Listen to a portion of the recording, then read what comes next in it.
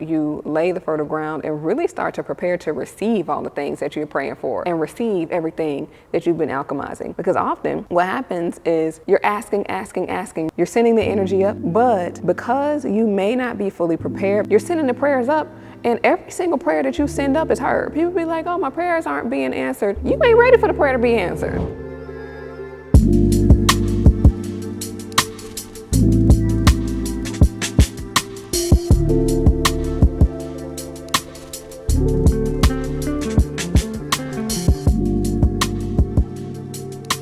Peace, family. Welcome back to another episode of A Moment with Zen. I am Zen, and I'm so excited to have you here with me again today for another conscious communion in healing and in spiritual growth. So given that 2024 is an 8th year, for those that don't follow numerology, the number of the year tells us a little bit about the energy of the year. So 2023 was a 7-year, and so what you might have noticed in your experience was lots of healing, lots of solitude. It was very internal. 7 is a spiritual number, so it's a number of spiritual evolution. And I was talking to a friend the other day about how 2023 felt like we were being wrung out like a towel. Every month seemed like a new lifetime. Every single moment of that year was just constant change. But it was what I felt for myself. It was this deep calling to go within and to dig up my own trash. So 2024 in that case is an 8th year. And so in the 8th year, we're transitioning into a year that calls for abundance.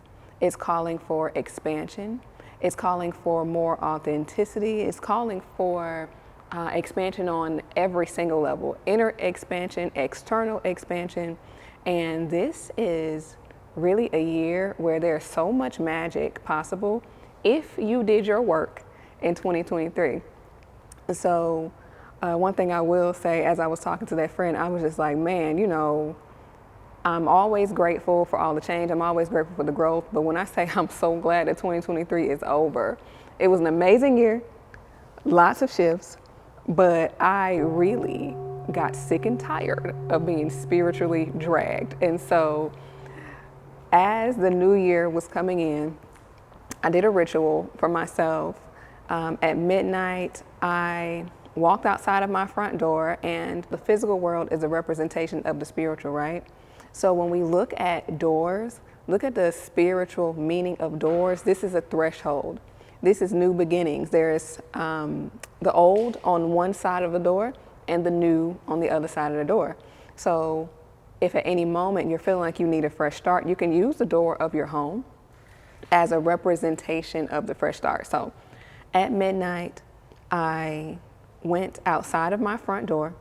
I laid some salt around the ground at the front door, and salt is also a spiritual protector. Salt is from the earth. It's a mineral, and so you're utilizing the elements. You're utilizing Mother Earth in order to help with alchemize your experience.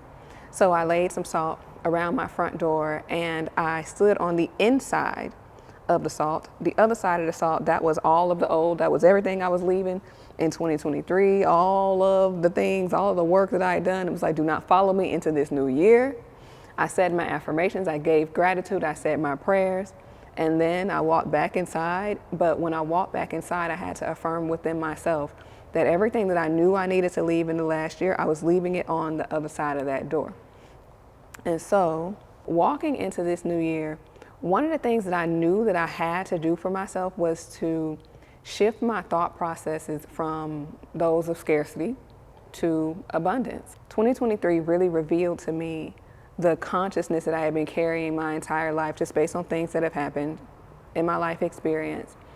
And walking into this new year, knowing the energies that were present, was like, girl, what we're not about to do is bring even an ounce of scarcity into the new. As I've just been living and experiencing the first couple of weeks of 2024, I really feel that new energy, right?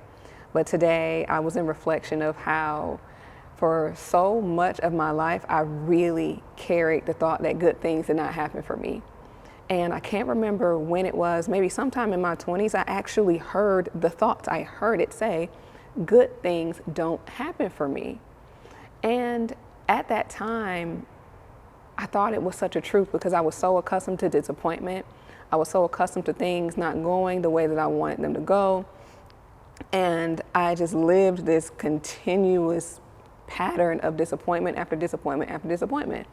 Now, on one hand, I was creating these things. I was bringing them, I was giving the disappointments life because that was my actual thought process. And never did a situation occur that I thought would work out for me. So when things happened, I said to myself, oh, I knew that was going to happen. Of course I did, because I created it. And so now, just throughout my journey, throughout my path, and really now being in this new season, there's a call for myself, there's a call for the collective, and especially those who have really experienced this patterning of seeing disappointment everywhere they look, to start to shift the trajectory of their experience. I went to dinner for one of my girlfriend's birthdays the other night, and observing her really clicked something in my mind. She is someone who is so great at showing people the way that she wants to be treated and telling people the way that she wants to be loved. And at the dinner, she asked one of her friends to coordinate everybody at the table telling her how much they loved her. And that was absolutely hilarious to me, but beautiful at the same time, because we see these types of things happen, right? Where someone's at a dinner and everyone goes around and they tell the person of honor how significant they are to them. But never did I think, what if you just tell people to do it? What if you just ask them to do it and then they do it and then you get what you want? Never did I think that. And during the dinner, I sat and watched her curate the vibe. We're at a whole entire public restaurant. She asked them to change the music because she didn't like the music, but she didn't ask in a way that was disrespectful, but she knew what she wanted to listen to. It was her birthday. She told them where she wanted to sit. She told us what she wanted to happen. She hired a photographer. She told him exactly how she wanted her pictures to go. And it was such a beautiful thing for me, who is someone who has always gone with the flow and who had been a little reluctant to ask for what I wanted, to watch someone in grace curate the vibe that they wanted for their experience. And as I just thought about that, really thought about the energy of this year, what came to me was, it's truly time to release the attachment to the patternings of disappointment and step into the seat of alchemizing your own life and stepping into the seat of curating your own vibe. So this is something I started to do for myself a couple of years ago, but in smaller ways, right? So in 2020, I quit my corporate job, and before I quit, one of the moments that really stuck out to me was sitting at my desk, looking out the window and saying, I really just want to go outside and sit in the sun right now. And something as simple as that, I felt something inside of me that was really just not feeling it, about not being able to go sit outside right now because I'm an adult. Why can't I go do what I want to do and just go sit out there? Because if I go outside, somebody's going to tell me to come back in. And so I really felt the type of way about that.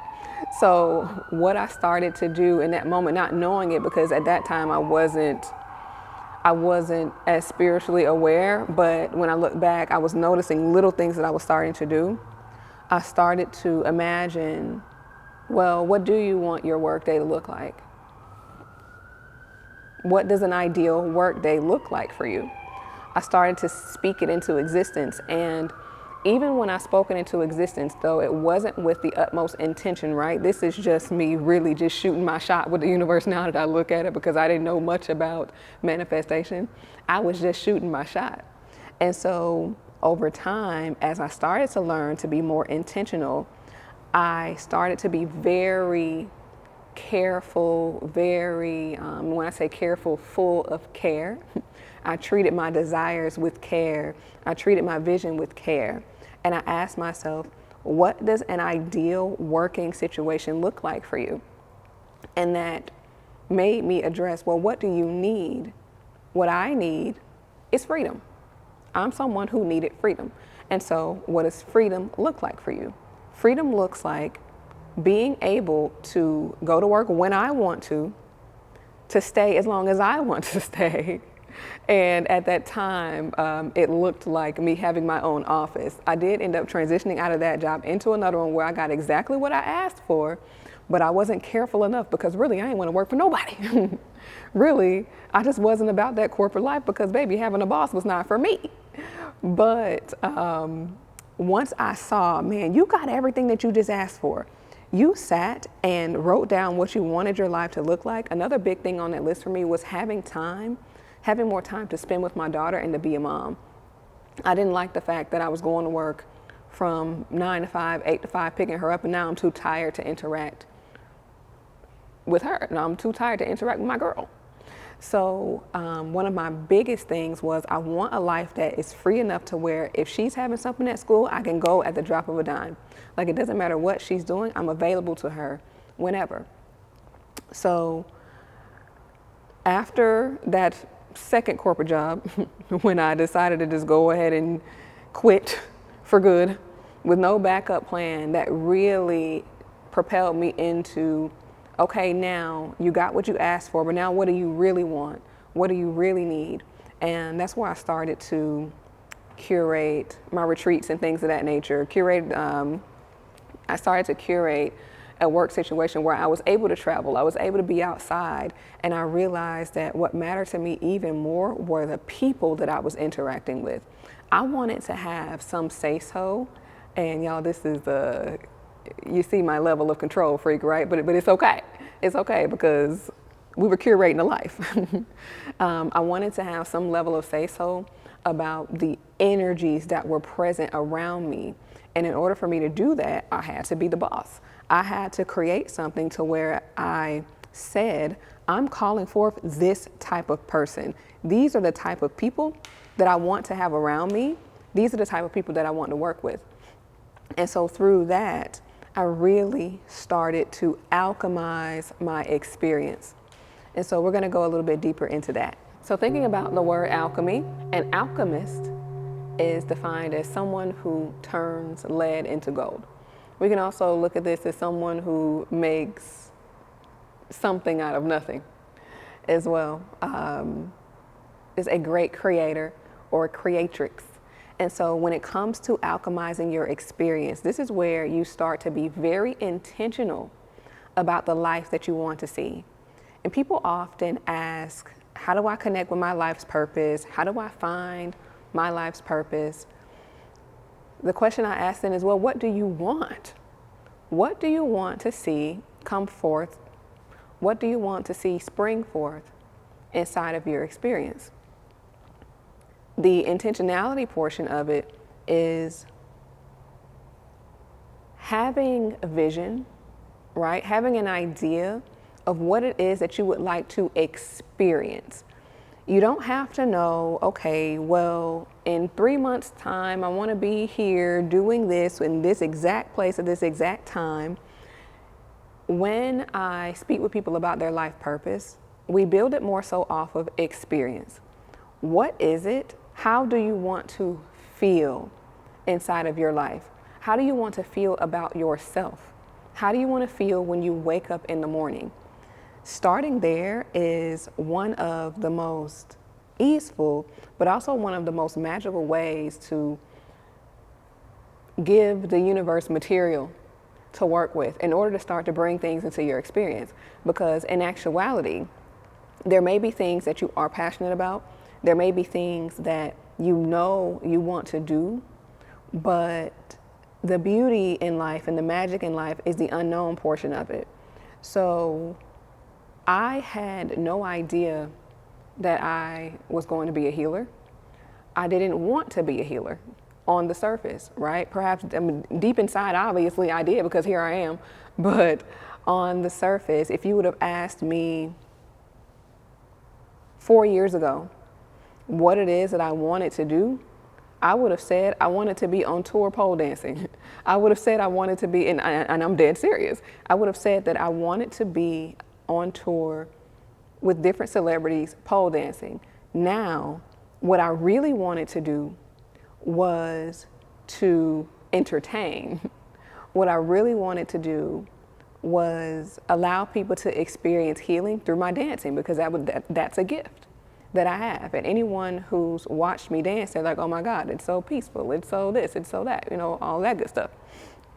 But it's not about, I realized for myself that it wasn't necessarily about what I was doing. Pole was a passion for me for so long until it just wasn't anymore, because that was no longer the vehicle that I would use in order to deliver my medicine to the world. At the point in my life when I realized that I was no longer called to do pole in the way that I was doing it, of course I had to go through a mourning period, but I started to realize that there was more, there was bigger. And so what life did for me, it gave me little pieces of my purpose along the way. So we can say that perhaps this started when I was 15 at my very first job at Zaxby's, the fast food restaurant. And I was working in the drive-through, but then I started training the new people who would come in. And then maybe we could say this went a step further after college when I was working at a steakhouse and I was working as a server, but then I started to train people. And then I started to pole dance, and then I started to train people. And then I was working in corporate, and then I started to train people. And so when I was trying to define what my purpose is, I started to look at what is the one thing that you have really enjoyed about every single job that you've ever had. And I enjoyed being a teacher. In every single job, I enjoyed being a teacher. And so pole dancing allowed me to do that, right? But then when I started to come into this and I started to come into myself as a healer, I recognized that it's the teaching portion that I really enjoyed about that. So if we had to put my purpose, I don't even want to put my purpose in a box, but for today's purposes, if we had to state my purpose in one sentence based off of my life experience, my purpose is to deliver my medicine through teaching. And that's by whatever means. So if ever there's a point where I'm no longer called to lay hands and I'm no longer called to connect with people in this healing way, I know that based off the fact that in my heart of hearts, I feel my best when I'm teaching, the next thing is going to unfold. And whatever that looks like, I'm probably going to be in some teaching capacity in the next phase of my journey. So with that, when we take that back to what is it that you want to experience, what I wanted to experience was helping people. That's it. That's it. And that's what every single one of us wants to do. We want to help people. So in defining your life purpose and curating your experience, one, you want to help people. Okay, cool. Now, what is it that you've done in every single space that you've been? This doesn't have to have been a job. Even with friends I've had, I was always delivering advice. I didn't know what the hell I was talking about when I was 18. Why? I was like, I used to think about the things I used to say to them. Like, why the hell are you asking me for advice? I don't know.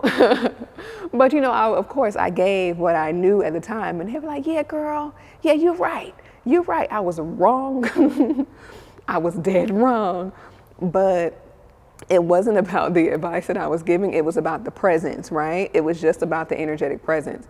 So what is it how do you consistently show up in different environments? What is one thing that people consistently say about you as well? And then now, how do you want to start your journey? How do you want to start your journey of taking that one thing and using it to help people?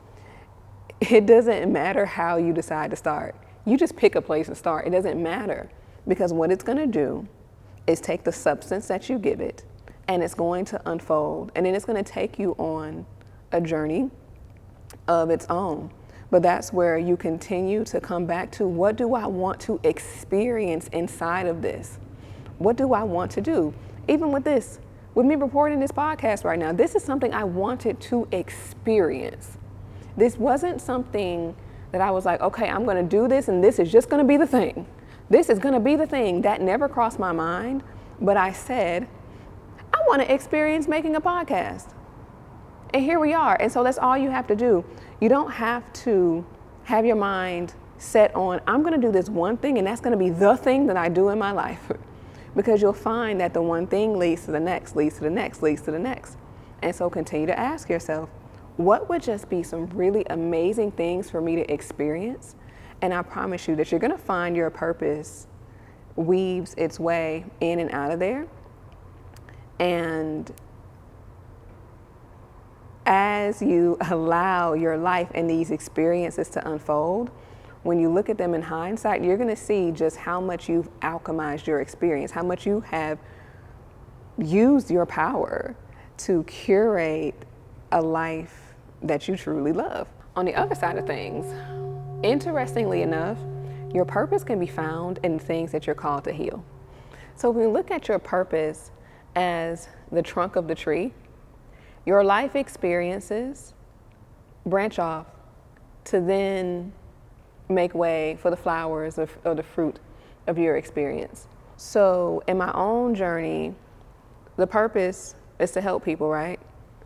The way in which I do that is through, one of the ways in which I do that is through teaching, right? And so those are big branches that might come off of the tree's main trunk.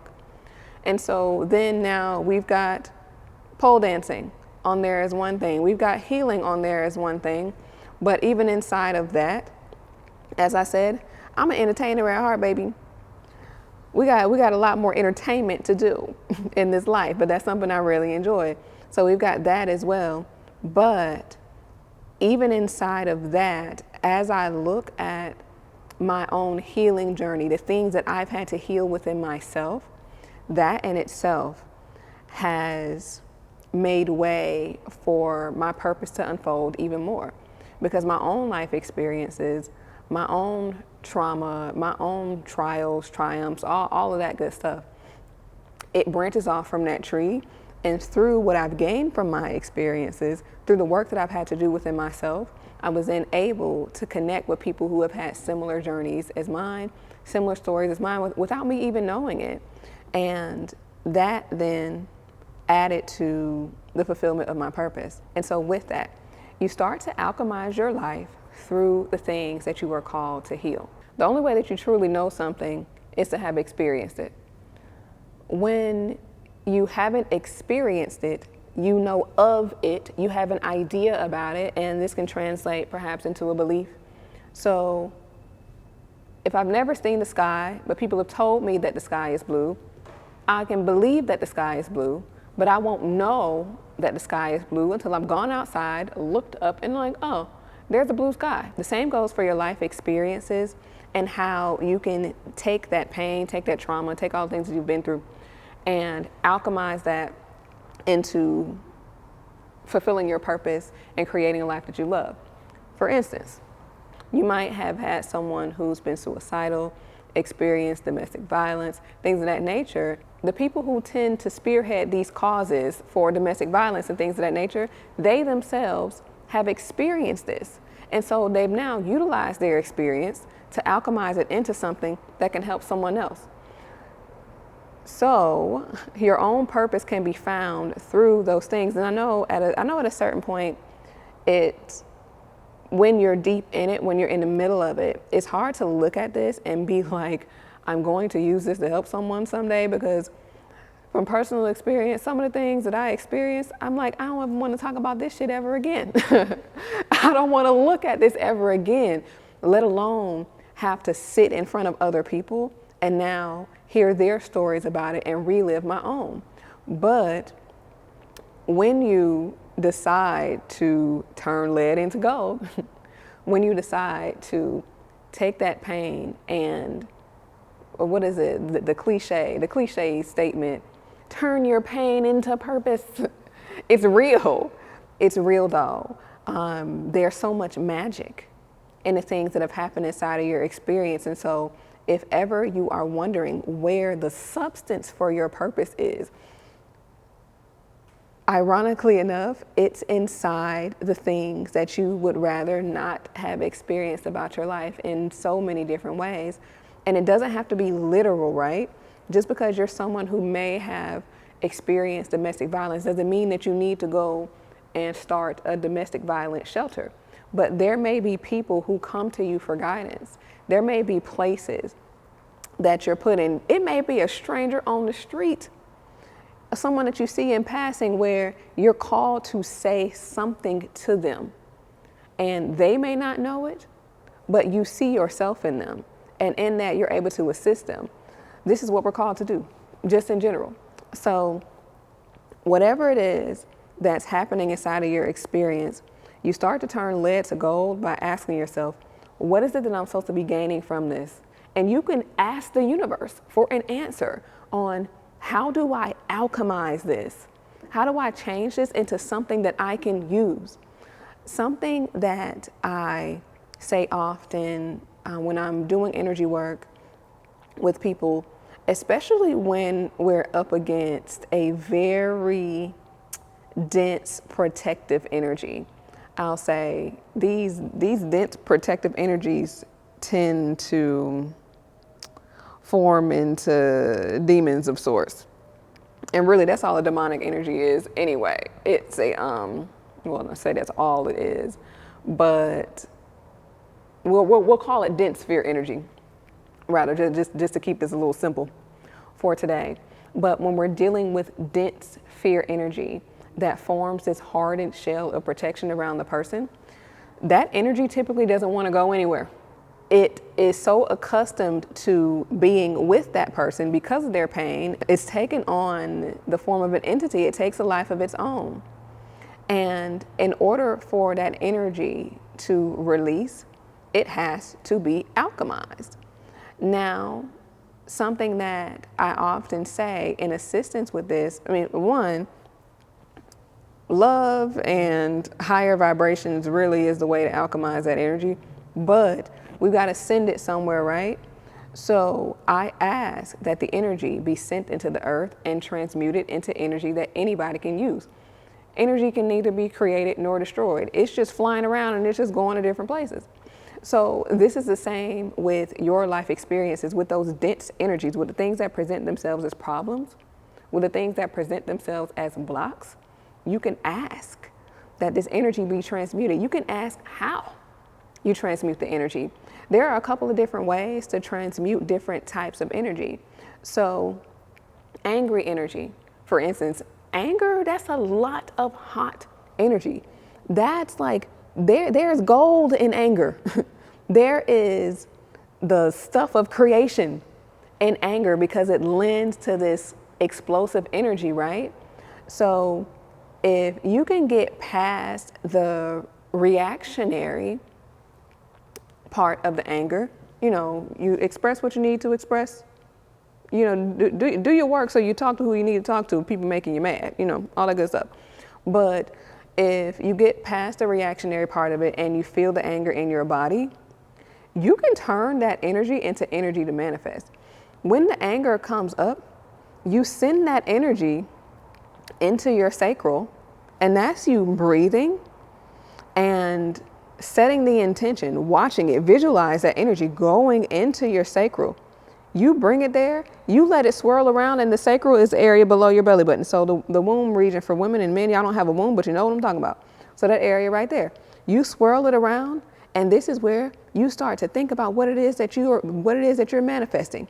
You let that angry energy boil up, you think about what you're manifesting, and then you release and say thank you. It is so, gratitude. This is the same with your sexual energy. As that sexual energy is boiling up, you know, when y'all be in the heat of the moment with your person, this is pure creative energy. And if you're not using it, then you ain't having sex right. So in the heat of that moment, this is like, no matter what your sexual preference is, this is a collision of masculine and feminine energy. This is the stuff that creation is made of.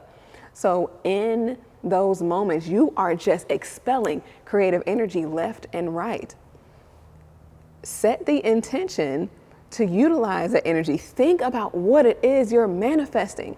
And when I say think about what it is you're manifesting, this isn't an I want. This isn't an I desire. This is a this is. This is what is. This is in my reality right now. It is so. I am. It is. It is already done. Those type of statements. So y'all got to start using all of this hot boiling energy that you got flying all over the place. Because otherwise, it's just going nowhere, and you're doing nothing with it. These are ways that you can utilize the energies that are naturally flowing within you to alchemize your experience, and again, start to create the life that you actually desire. And in that, this is how you start to truly. This is one of the ways, rather, that you start to truly transition from victim consciousness to that of a conscious creator. Victim consciousness says life is happening to me. Things happen to me. Regardless of what it may look like, regardless of your life experiences, you are in the driver's seat. Now, understandably, as a child, you may not have had so much say-so over things that happen to you. This is not to say that you have never been victimized. This is not to say that things have never happened to you, but it's the mentality I'm speaking of, that as you're walking around your life experience, you are at the mercy of life. You are at the mercy of others. And when you step into the seat of conscious creation, and I said step into the driver's seat, yes, step into the driver's seat, but surrender to the Most High, because give the Most High the steering wheel, because you don't know where you're going. You don't know what you're doing. So yes, you hop in that front seat, but give the Most High the steering wheel. Okay, I had to come back and say that. Now, but when you step into the seat of conscious co-creation, you start to look at your experience as everything has happened for you. Even the hard things, even the painful things. As I spoke on earlier, the trauma, the pain, the hurt, all of that stuff is the substance of your purpose. These things are not happening by happenstance. Life is not random. Life and our universe is very intelligent. So if ever you thought that anything, any single moment in your experience happened by happenstance, not at all. Every moment is so intentional. Every thought that you have is leading up to something. Every breath, every single one. So all of the things, all the painful things that have happened in your experience, that's the substance. That is the substance that you needed in order to step into who you are called to become on the highest level, your most high self. When you can see that and you accept that and you start to look at your experiences from a lens of, how has this helped me grow? How has this helped me evolve? How did this give me the stuff that I needed to get where I am? You start to transition out of, they did that to me, this happened to me, no, this happened for me. You start to take accountability and responsibility for the things that happen in your experience, but most importantly, you take your power back. The thought of being a victim to someone or something gives them the power. Victimhood is, I don't know the textbook definition for victimhood. Should I Google it? No, I don't know I don't know the textbook definition for victimhood off the top of my mind, but energetically what I can say is anytime that I've worked with people who've had a victim consciousness, there's a leakage of power. Their power that they need in order to feel whole, in order to, their vitality, it's being sent to something other than self. And so the moment that you decide that there's nobody who has power over you, no matter what happened, nobody has power over you, you are the creator of your experience. Because, you know, again, cliche, the people say yesterday doesn't matter. It doesn't.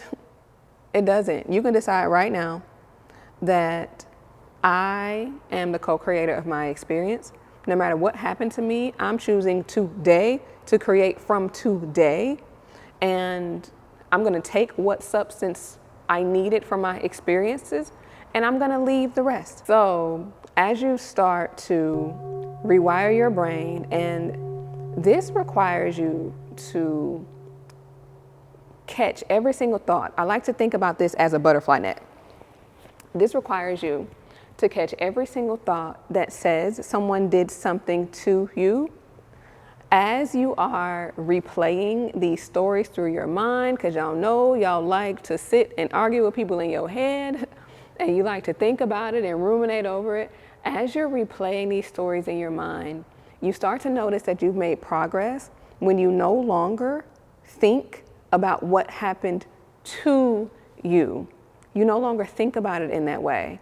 You start to think about it in terms of how you contributed and what you could have done better, and rather better, what you could have done differently, what you could have done differently for yourself, because this is about you. So the moment where you start to look at the circumstances that have happened in your life as, what could I have done differently for me? And again, if it was in childhood, honestly, there's little to nothing that you could have done. And that's where you just go and forgive it. That's where you do the work to forgive, because there's nothing else that you can take from that other than whatever pieces of substance you can use for the here and the now. Everything else, you take it back and forgive it. But these present day situations, you start to replay them in a way of, when you start to replay them in a way of, this is what I could have done differently. This is how I felt. This is how I contributed. When you start to look at yourself, that's how you know you're transitioning out of victim consciousness. Now, when we start to really make these big shifts, and these big shifts are honestly just little transitions, little shifts made over time. This is how you lay the fertile ground and really start to prepare to receive all the things that you're praying for and receive everything that you've been alchemizing.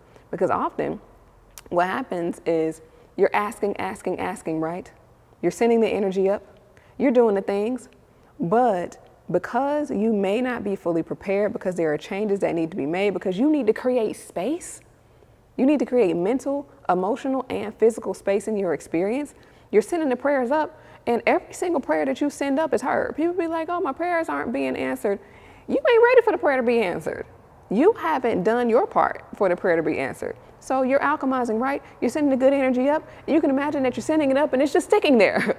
It's there. It's waiting to rain down, but it's waiting for your consciousness to shift. It's waiting for you to make certain changes in your experience. It's waiting for you to take out the trash in your mind and in your life in order for you to even have space to receive what it is that you're asking for. So in this process of the mental, the emotional alchemy, you also alchemize your life in a physical way. As I stated earlier, the physical is just a representation of what's happening in the spiritual. So take your home, for example. If you haven't created space in your home, if you've just got junk all over the place, how is it that you're going to receive the blessings that you've been asking for? Where will it go? So you prepare yourself to receive the fruit of your alchemy by also taking a look at your physical experience, taking a look at whether you have emotional space to receive more. Do you have mental space to receive more? And if not, little by little, bit by bit, you start to assess your life and see, where do I need to create space for my conscious creations to land? And lastly, what is the ultimate alchemizer? What is the ultimate alchemizer of all of the energy in your life? Y'all already know what I'm gonna say. It's love. Love is the ultimate alchemizer. Love will turn fear into nothing. Love will demolish all dense energies. every shred of guilt, doubt, shame, blame, all of these things. You utilize love to alchemize this. How do you do it? You say loving things to yourself. You speak love. You walk around your house and you dance. You put on high vibrational music. You listen to things that reinforce loving thoughts. You speak love to other people. I promise you, some people are kind of iffy about affirmations. You wake up every morning, you say the same 2 affirmations. All you gotta do is say 2. You can even just say 1. You wake up every morning and you say the same 2 affirmations to yourself every single morning. I promise you, you'll start to see your life shift. And I'm gonna give y'all this because we about to wrap this up. I'm gonna give y'all this. An amazing way to start to truly alchemize your experience is to utilize the elements and use what Mother Earth has given you. So 1, you've got water. Water is an amazing transmitter of energy. Water holds memory. And so get your butt in the shower and sing your own praises. 1, the shower is also a great way to receive divine guidance. Then you've got earth. You've got things like different herbs that you can utilize. Drink a herbal tea. I got like 10 different herbs in this tea. And so whatever these herbs, whatever is the energy and the spirit of these herbs, I'm utilizing them to alchemize the energy in my body and to give me life force energy right now. What you can also do, I know, some of y'all might not be into it, but we into different things over here, baby. So what you can do is burn different herbs. So there's a specific herb called red clover. Red clover is an amazing alchemizer and manifester. You burn you some red clover. I know y'all be smoking that hookah. Get you a charcoal tab, light up the charcoal tab, put some red clover on the charcoal tab. As the smoke comes up from the red clover, you speak your affirmations. You do this every morning. You're gonna see your life change. You take an herbal bath. Then you've got earth, water, and you've got fire. You've got the heat from the bath. You speak to those herbs. You speak your affirmation into that bathtub, you get in the tub. These are different ways that you can utilize Mother Earth, the energy that she's naturally giving, in order to help you along your way of creating the life you desire. All right, so now we're gonna pull some guidance. Okay. We're gonna use a sacred Ori in closing to give y'all a little guidance. We're gonna see what the Oracle has to say, what messages there are for the collective. The first card that we have is Worth. I love it. It feels very on par. Oh, that's 3. The number on that card is 3. 3 is the number of creation. We've been talking about alchemy this whole time. It's on par. This feels on par. The number 3 is on this card. 3 is the number of creation. We've been talking about alchemy this whole time. Here we go. Humility is often the essence of sacrifice. In life, we sacrifice a lot. In many ways, you may have given up on yourself in favor of things you viewed as more important or worthy. All the sacrifices you've made define your humility. However, be mindful not to sacrifice your own worth. Think of one thing that is taking too much of your time and has compromised your worth. Write it down, cross it out, and release. Practice this as many times as you need to begin to see it manifest in your life. Ori, beautify my humility with grace and assist me with words to you so that I may never have to sacrifice my time, talent, or worth. Okay. And then our second card is Release. And this is 4. 4 is the number of laying foundations. 4 is harmony, balance. And so we've got soul revival.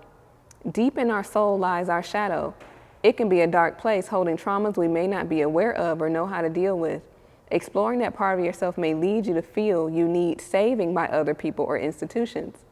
But you save yourself when you plunge into the depths of your own darkness to revive your soul. Release negative thoughts and self-doubt and love upon yourself. Sing, dance, laugh out loud. Find ways to throw a party for yourself. Ori, allow me to let go of any pain that keeps me in the shadows. I am committed and ready to revive my own soul. Okay. That's the guidance. I pray that it lands where it needs to land. I thank you all again for joining me for another episode. Of course, just boundless gratitude. I pray that every word that left my lips, that left the gate of my throat, lands exactly in the hearts and the souls, all the things, all the parts that are needed to land on. And I will see you next time. Ashe, amen, namaste.